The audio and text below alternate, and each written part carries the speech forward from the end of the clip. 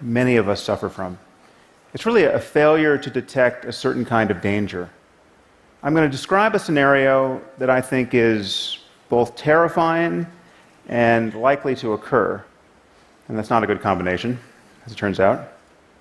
And yet, rather than be scared, most of you will feel that what I'm talking about is kind of cool. I'm going to describe how the gains we make in artificial intelligence could ultimately destroy us.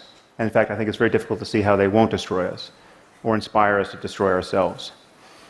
And yet, if you're anything like me, you'll find that it's fun to think about these things.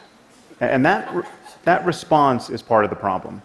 Okay, that response should worry you.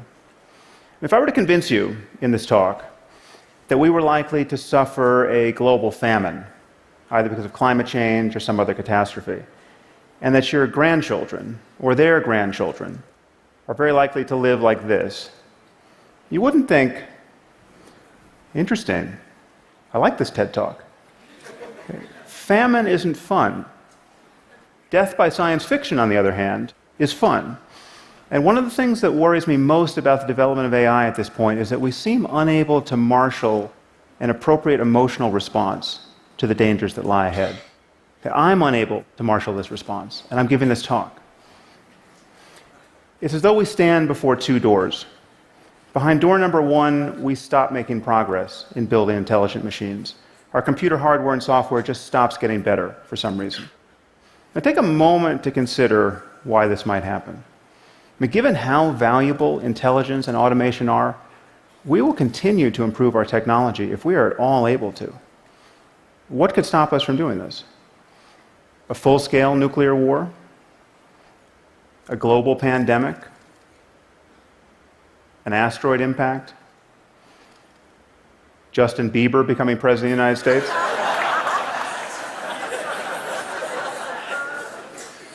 The point is, something would have to destroy civilization as we know it.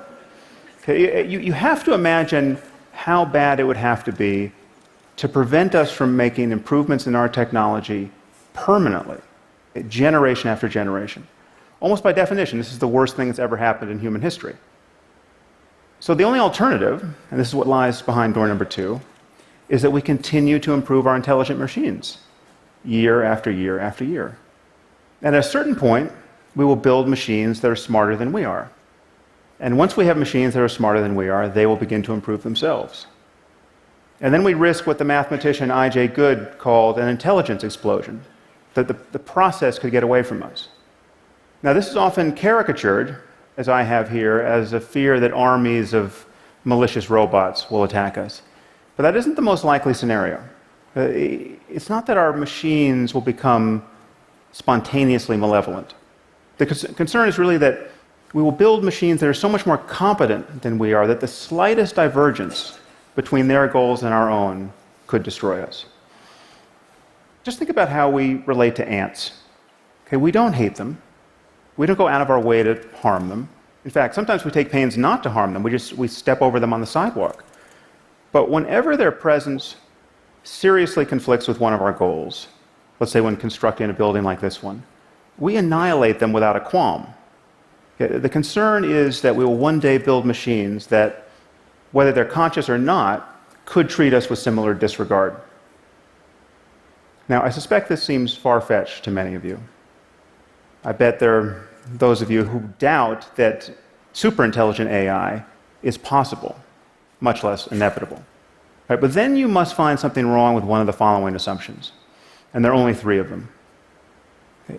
Intelligence is a matter of information processing in physical systems.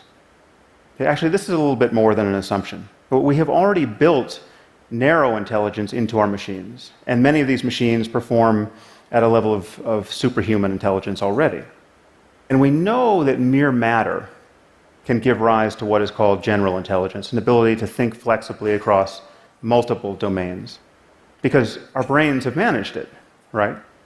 I mean, there's just atoms in here. And as long as we continue to build systems of atoms that display more and more intelligent behavior, we will eventually, unless we are interrupted, we will eventually build general intelligence into our machines. It's crucial to realize that the rate of progress doesn't matter. Any progress is enough to get us into the end zone. We don't need Moore's law to continue. We don't need exponential progress. We just need to keep going. The second assumption is that we will keep going. We will continue to improve our intelligent machines. And given the value of intelligence is either the source of everything we value, or we need it to safeguard everything we value. It is our most valuable resource. So we want to do this. I mean, we have problems that we desperately need to solve. We want to cure diseases like Alzheimer's and cancer. We want to understand economic systems. We want to improve our climate science. So we will do this if we can. The train is already out of the station and there's no brake to pull. Finally, we don't stand on a peak of intelligence, or anywhere near it, likely. And this really is the crucial insight. This is what makes our situation so precarious. And this is what makes our intuitions about risk so unreliable. Now just consider the smartest person who has ever lived. On almost everyone's short list here is John von Neumann. I mean, the impression that von Neumann made on the people around him, and this included the greatest mathematicians and physicists of his time, is fairly well documented. I mean, if only half the stories about him are half true, there's no question he's one of the smartest people who's ever lived. So consider the spectrum of intelligence. Okay, we have John von Neumann, and then we have you and me, and then we have a chicken. Sorry, a chicken. There's no reason for me to make this talk more depressing than it needs to be. It seems overwhelmingly likely, however, that the spectrum of intelligence extends much further than we currently conceive. And if we build machines that are more intelligent than we are, they will very likely explore this spectrum in ways that we can't imagine and exceed us in ways that we can't imagine. And it's important to recognize that this is true by virtue of speed alone, right? So imagine we just built a superintelligent AI, right, that was no smarter than your average team of researchers at Stanford or at MIT. Well, electronic circuits function about 1 million times faster than biochemical ones. Okay, so this machine should think about 1 million times faster than the minds that built it. So you set it running for a week, and it will perform 20,000 years of human-level intellectual work, week after week after week. How could we even understand, much less constrain, a mind making this sort of progress? The other thing that's worrying, frankly, is that imagine the best-case scenario. So imagine we hit upon a design of superintelligent AI that has no safety concerns. We have the perfect design the first time around. It's as though we've been handed an oracle that behaves exactly as intended. Well, this machine would be the perfect labor-saving device. It can design the machine, that can build the machine, that can do any physical work, powered by sunlight, more or less for the cost of raw materials. Okay, so we're talking about the end of human drudgery. We're also talking about the end of most intellectual work. So what would apes like ourselves do in this circumstance? Well, we'd be free to play frisbee and give each other massages, add some LSD and some questionable wardrobe choices, and the whole world could be like Burning Man. Okay. Now, that might sound pretty good, but ask yourself, what would happen under our current economic and political order? Okay, it seems likely that we would witness a level of wealth inequality and unemployment that we have never seen before, absent a willingness to immediately put this new wealth to the service of all humanity. Okay, well, a few trillionaires could grace the covers of our business magazines while the rest of the world would be free to starve. And what would the Russians or the Chinese do if they heard that some company in Silicon Valley was about to deploy a superintelligent AI? This machine would be capable of waging war, right, whether terrestrial or cyber, with unprecedented power.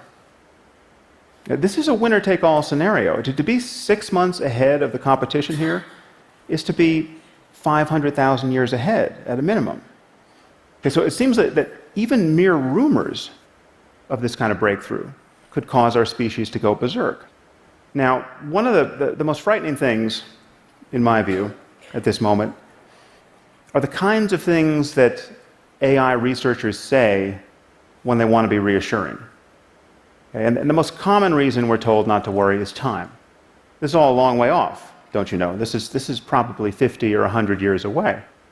One researcher has said, worrying about AI safety is like worrying about overpopulation on Mars. Okay, this is the Silicon Valley version of don't worry your pretty little head about it.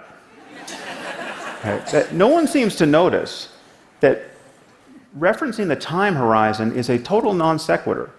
Okay, if intelligence is just a matter of information processing, and we continue to improve our machines, we will produce some form of superintelligence.